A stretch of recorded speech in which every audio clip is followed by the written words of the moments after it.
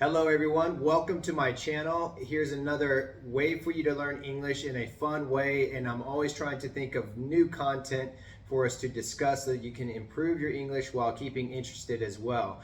So today's discussion is about me as an American, my perspective in regards to American politics and Russian politics and what I've seen.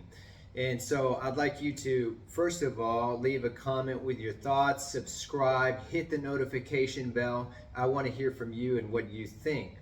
So let me tell you my approach, first of all, and I hope that you can appreciate this, is that I'm always searching for truth in regards to politics, in regards to the world, and I do my best not to push what I think on other people. I will tell you and be honest with you and tell you what I think. However, I always encourage people to do their research for themselves and ask questions.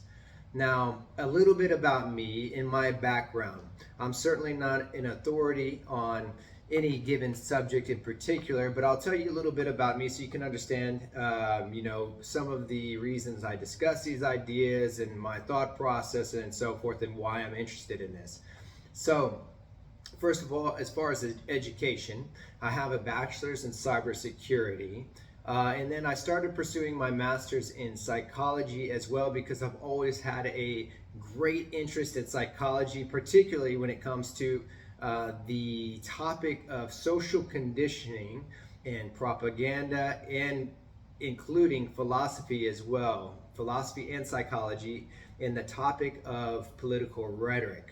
The reason why this has been important for me is to empower myself so that I'm not easily conditioned, or that I don't fall for propaganda as easily, because social conditioning and propaganda are very effective and being employed in many countries, including my own.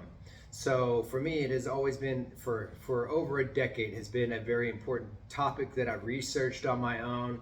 And I've asked many questions and looked into various topics to improve my understanding of the world, and to see if what I know is true, and what if I'm being told by the news and by our politicians is true. So I hope that you'll appreciate that I encourage you to ask questions and do your own research, verify what I tell you. Also, another thing is in regards to having interest in Russia, Ukraine, and other countries, is I speak different languages, one of them being Russian, that I've studied for many years. I speak fairly well. I'm still wanting to improve and advance greatly. I can read the language, and I have many friends in both countries, in Ukraine and Russia, who I've had extensive conversations with. They've sent me videos on things that are happening in their countries, and I've gotten to see their perspective, right? Rather than just my perspective or the American perspective. Now, the topics I'm going to touch upon are going to be about the news, like news stations, news media that we grew up with, that's been around for decades, that you see on your TV, right? That has been presented to the American public here in America. And then also like news that I've watched from Russia. But also I'm going to touch upon social media and its influences in what I've seen. And then last, I'll probably touch upon another important topic that I think is really important to analyze, is politicians in all of our countries, presidents past and present in each of our countries, and a little bit of history as well. And if you find that I misspeak on any topic that you have proof, or that you have more knowledge on, please leave a comment, let me know. I look forward to hearing your thoughts, okay? So, the first thing in regards to our news media, as far as, whether it be, for example, Fox News or CNN, are the most popular from right-wing and left-wing news. I grew up where there was a news station, it's still around, called NPR, which I considered when I was younger to be one of the most unbiased news stations at that time. However, they have changed and they've gone very left-wing, right? And so, at least at that time when I was younger, it was more possible to get unbiased news. Not so much pushing the left or the right, which, I think is important. So, unfortunately, much of that has disappeared. But from my research, even in the past, I don't remember what year, there was something called Operation Mockingbird, right? Where you can look it up and look at the details, but where our government had, from my understanding, put in reporters in place that worked for them to push propaganda on the American people, and this was verified. They went before hearing to expose them that they admitted to using propaganda on the American people. Now, I've also done research in regards to the father of propaganda, known as Edward Bernays, that was helping push wartime propaganda, which unfortunately I don't think has gone away. I think that it's maybe been still being used and amplified in that respect. But something that, growing up and now at this current time, that I've noticed with news media for Americans is that, and it may be the same in Russia as well, or other countries, is that here in America at least, is that the news media is always trying to push things for you to believe, and they never encourage you to ask questions. They never encourage you to do your own research. And unfortunately, they push a lot of like social conditioning propaganda. And one of the most important things I think, to ask, besides, if you're being told the truth, is look at who's funding each media. Look at who's funding, each side of the news is really important. So hold on, let me take a second. I have a alarm clock that popped up on my phone. I had set an alarm, but I think that it's really important to know who is funding, whatever media you're watching, whether it be CNN, Fox News, or so forth. And I'll give you an example. We had the pandemic, and the company Pfizer was funding basically all of our news agencies. So you're supposed to be receiving health information that's honest and true, but how can you be receiving that when you have a company that directly benefits and is funding the news that is being delivered to you? So this is something really important to consider. Now, in regards to Russian news, I've watched news on many different stations from Russia for many years. I'd say, it's difficult because I only started recently, over maybe 4 or 5 years watching news from Russia, to know if it's the same as the American news like I've told you. Maybe Russians or Ukrainians could tell me if they agree that it's the same as it is here in America. Maybe it is. The only difference that I've seen maybe for me is when watching Russian news is it seems that they talk in more detail about history and events that are occurring than what is happening, like with American news. It doesn't seem like they go into great detail. They're not providing a lot of evidence about what's happening in each country, where I've really learned a lot more from Russian news as far as what's taking place in each country than I have American news. So, those are some important things to consider. Now, social media is relatively new, and what I mean is by like Facebook, Instagram, TikTok, these forms of social media is relatively new.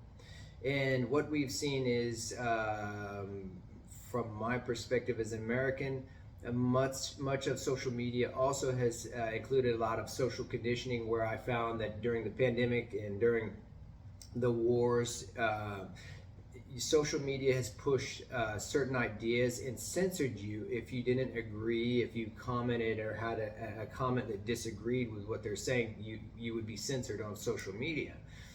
And so it's a bit dishonest, and a lot of the things they were pushing was pushing like hate towards other countries, like hate towards Russia, which I don't agree with, because every Russian I've talked to seem to be really great people, my friends, same as my Ukrainian friends. And so it gives this perspective that, there are enemies, which, I also don't agree with. I think that oftentimes the media and social media now has been used to push a lot of division, just like in our country, which is another story. Social media has been used to push division here. And if you don't agree, for example, with like woke ideas, you're censored, right? They censor your ideas. But even the right as well has engaged in censorship. As an American, I always put, so here's the thing, guys. For me, as an American, freedom of speech is important. The Second Amendment, our constitutional rights are important. And so I always put my country first. I don't put any other country first, and I don't think any politician should be putting any other country first. If they do, I don't think they can represent the best interest of your country, right? Like, I think that every country, your politicians and presidents should put your country first.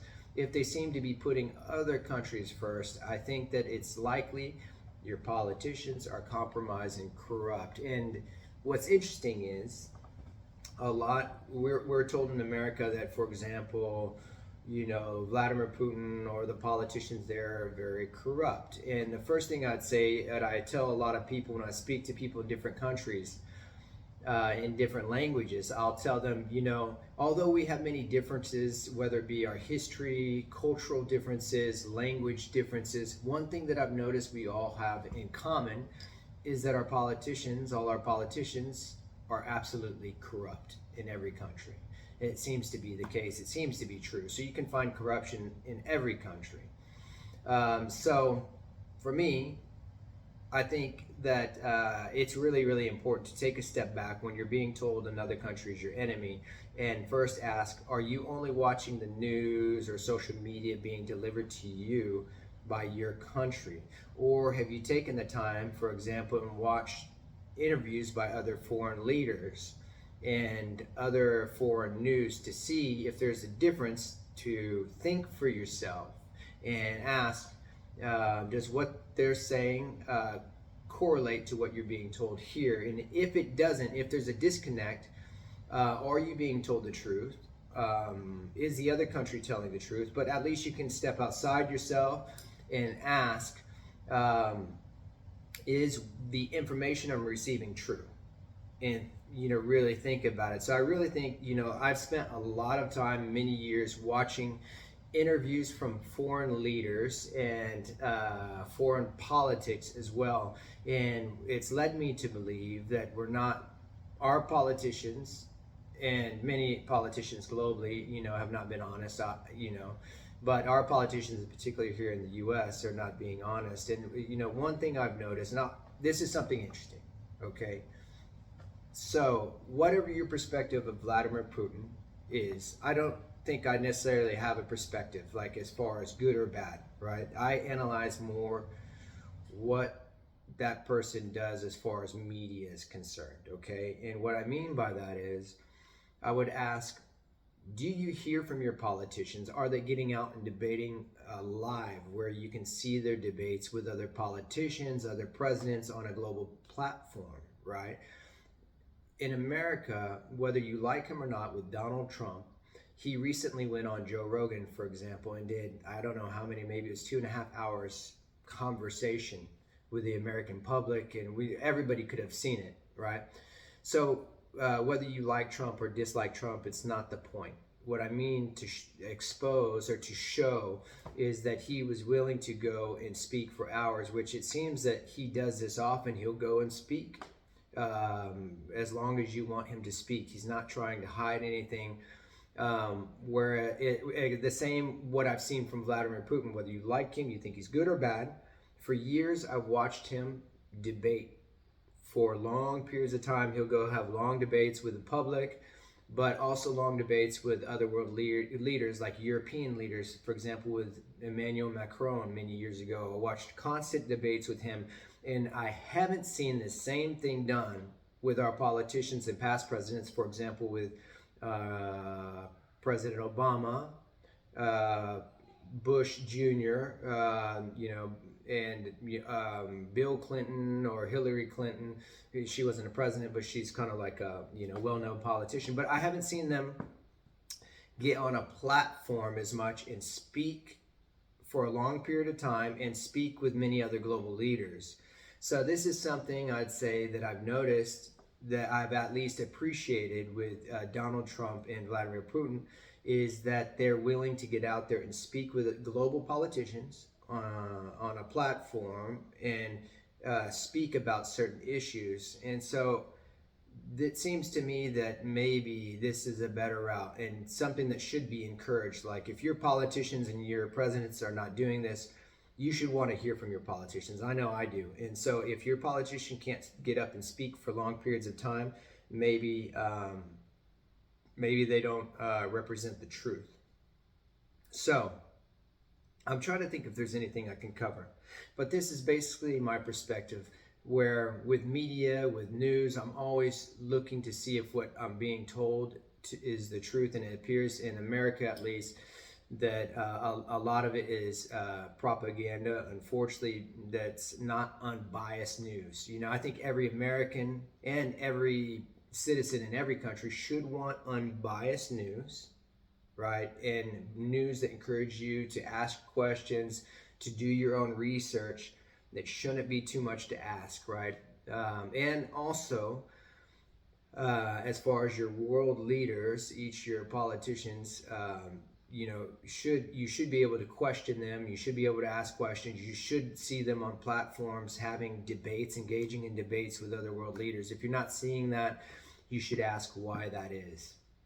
So this is going to be, I think that's about all I had to cover today. I hope you enjoyed the talk, whether you agree or disagree. I hope that maybe you can appreciate my approach to searching for truth and wanting to know the truth rather than just, following what the media tells you blindly. I think there's nothing worse than following information blindly. Like many people often call people sheep. You've probably heard this. They call people sheep. In many instances, I think this is probably correct, where they blindly follow.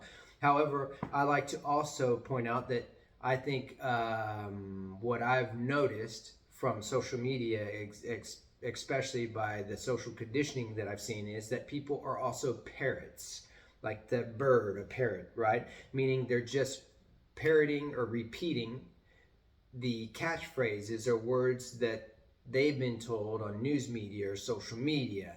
And you see this a lot, like people just repeating. It's the same thing that you'll see on social media, the comments. People are saying exactly and repeating exactly what the news anchors and what social media platforms have pushed, these different catchphrases.